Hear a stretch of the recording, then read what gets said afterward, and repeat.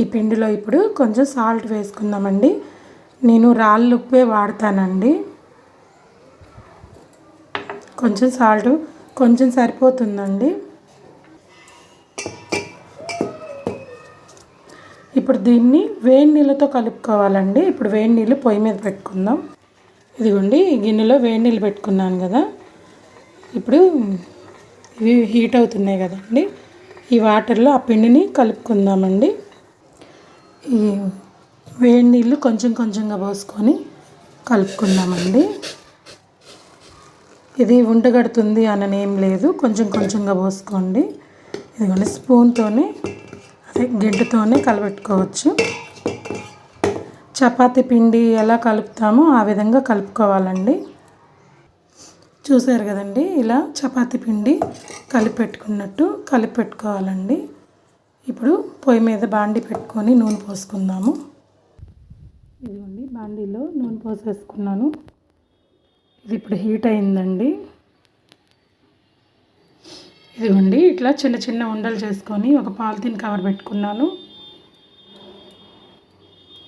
ఏం లేదండి, ఇలా ప్రెస్ చేసేసుకొని ఆయిల్లో వేసేసుకోవడమే.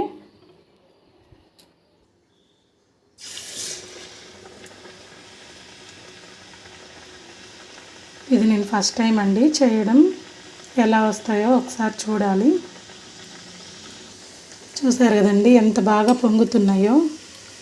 మనకి ఏ టిఫిను లేకపోయినప్పుడు ఇలా చేసుకొని తినొచ్చండి. థ్యాంక్స్ ఆంటీ నాకు ఈ రెసిపీ చెప్పినందుకు. ఎప్పుడన్నా పిండ్లు అవి ఏమీ లేనప్పుడు మాత్రం టిఫిన్ కిందకి ఇలాగే చేసి పెడతాను పిల్లలకి. బాగా వచ్చాయండి. కానీ టేస్ట్ ఒకసారి తిని చూద్దాం టేస్ట్ ఎలా వచ్చినాయో. ఇవ్వండి చూసారా, భలే బూరెల్లాగా పొంగాయి. దీంట్లోకి ఉల్లిపాయ కారం చాలా బాగుంటుందంట, పప్పుకూర కూడా బాగుంటుందంట అండి. కానీ ఉల్లిపాయ కారంతో ఫస్ట్ టేస్ట్ చేసి చూద్దాం. చూడండి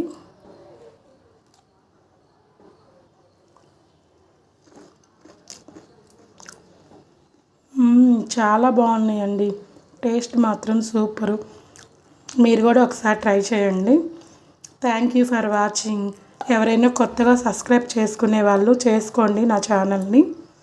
ఇలాంటి మరిన్ని వీడియోస్తో మళ్ళీ వస్తా. ఇవి చిన్నపిల్లల దగ్గర నుంచి పెద్దల వరకు అందరూ తినొచ్చు. టేస్ట్ చాలా బాగున్నాయి, పిల్లలు ఇంకా ఇష్టపడతారండి. ఒకసారి ట్రై చేయండి. Bye friends.